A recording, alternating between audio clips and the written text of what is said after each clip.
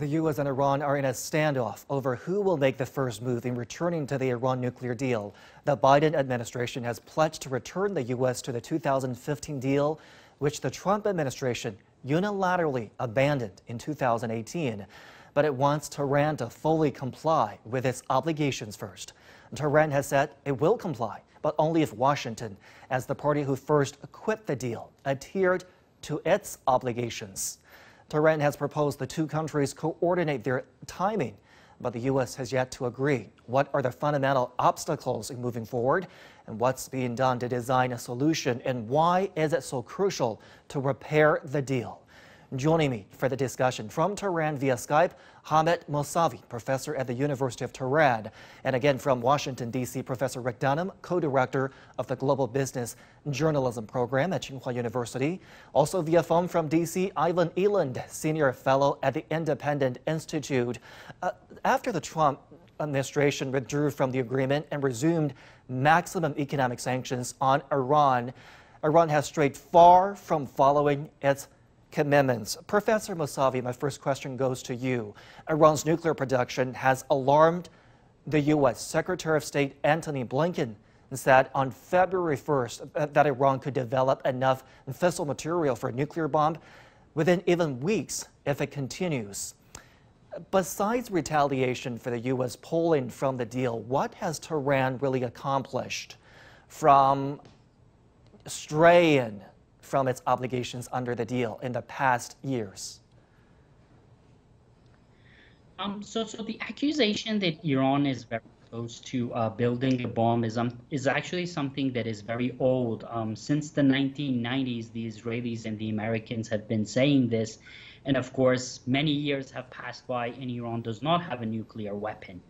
And if the Americans are actually really concerned about that, then why should they abandon the deal? Because the deal actually set a limit of 300 kilograms of uranium enrichment that Iran could keep. And if that was actually the concern of the Americans, then they shouldn't have left the deal. Now that we have the Biden administration, Joe Biden was very clear during the presidential campaign that he would return to the deal. In fact, in May 2018, when Donald Trump left the deal, it was widely criticized by Democrats.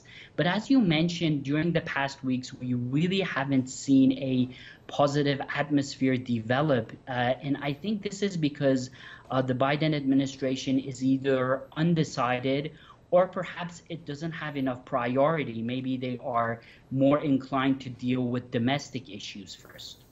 Dr. Eland, does the U.S. have a sense of urgency in rejoining the deal? What's in it in the U.S. rejoining the deal as soon as possible?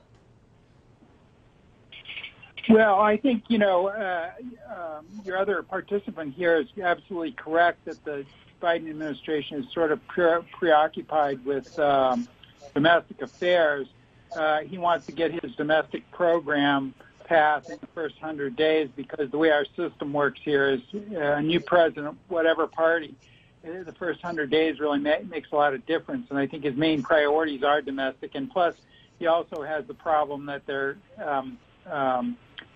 impeaching and trying to convict Donald Trump, the former president, of high crimes and misdemeanors, which clouds his agenda. So I think the Iranian nuclear deal is probably not the highest priority, but I think it is a priority for Biden. And I think the Iranians actually do have some cause for complaint because even before the Trump administration pulled out of the nuclear deal, the Iranians were unhappy that the financial sanctions were not getting enough benefit from the easing of U.S. sanctions under the tail end of the Obama administration. So I understand why both sides are a little bit wary, but the United States, I think, should step up since they were the one that unilaterally pulled out of the agreement. But I think Iran was slow to violate the agreement, hoping it would be the U.S. would come back in. But since the U.S. didn't, then they wanted to have a lever against the U.S. and say, listen, this is what could happen if you don't come back in. And so the two the two sides are at a standoff, but I think the European Union might be able to, provide a mediation here that would be valuable. Professor Dunham, when you have the Biden administration preoccupied with domestic affairs, and when you hear U.S. State Department spokesperson Ned Price calling the return a challenge that cannot wait, there's confusion here, right? Is the Biden administration stalling the process because it's undecided, because it's it has yet to form a strategy on the issue here? I don't think so. I think the Biden administration is moving ahead with a wide range of changes, foreign and domestic, while the White House itself is focusing on economic and healthcare issues. The entirety of the government is moving ahead with rolling back some of the policies of the Trump administration. I think this is a question of diplomatic choreography. I think that what the Biden administration wants and what the Iranian government wants is similar, but both sides need to worry about hardliners in their own country. In the U.S., it's the conservative hardliners, and Joe Biden doesn't want to look weak or look unilateral in moving the U.S. back into the agreement without Iranian agreement to comply. And the same thing in Iran. With elections coming up this year, I think there's a lot of sensitivity about looking soft on America and allowing the Trump administration's actions to go without any kind of punishment, because the Iranian people and the Iranian government both believe that the Trump administration did not act in good faith by pulling out of the agreement.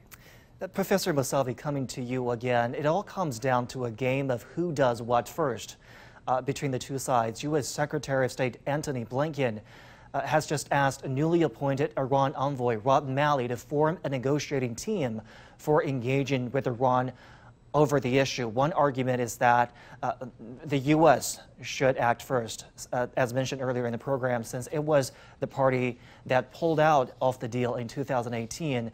What do you think will be the key points and obstacles in this negotiation?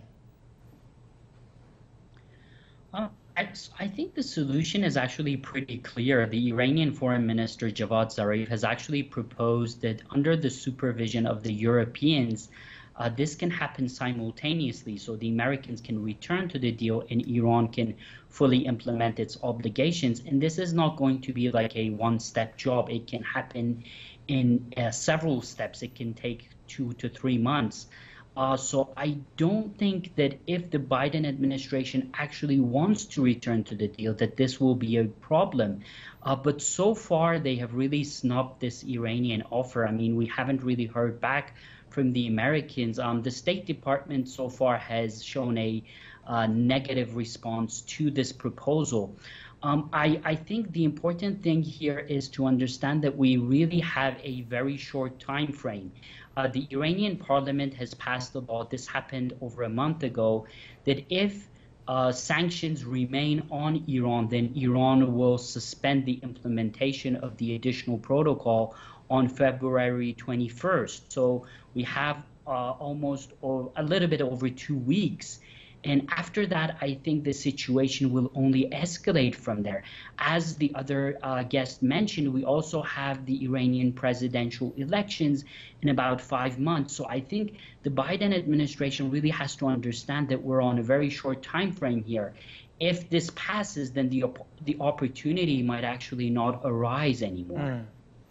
Dr. Eland, I just want to press you on one thing you said. You mentioned the Europeans could help with this process. Iranian Foreign Minister Javad Zarif on February 1st suggested the EU step in, and the UN's High Court ruled 2 days after that it can hear the case brought by Iran against the U.S. to end the sanctions reimposed by former Trump's administration after 2018.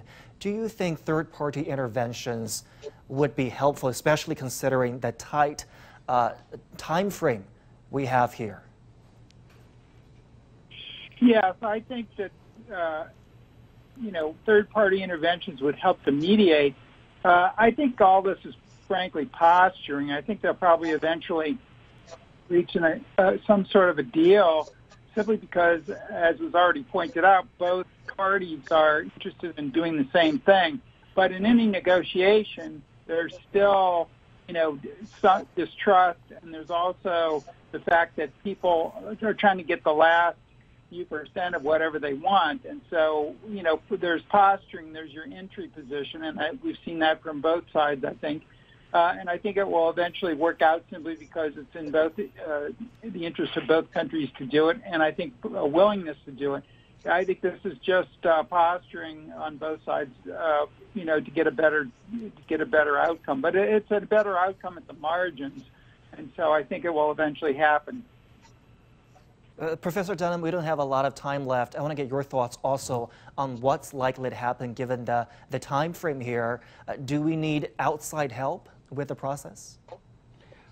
I think it will help. I think both in terms of the choreography and in terms of reality. Having the EU, I think the Biden administration would like to work more and more with European allies, so this would be a constructive way to help rebuild that relationship that was torn apart by the Trump administration. All right, we'll leave you there. Hamid Mousavi, professor at the University of Tehran, Eland, senior fellow at the Independent Institute, and Rick Dunham, co-director of the Global Business Journalism Program at Tsinghua University. We appreciate your expertise and your analysis.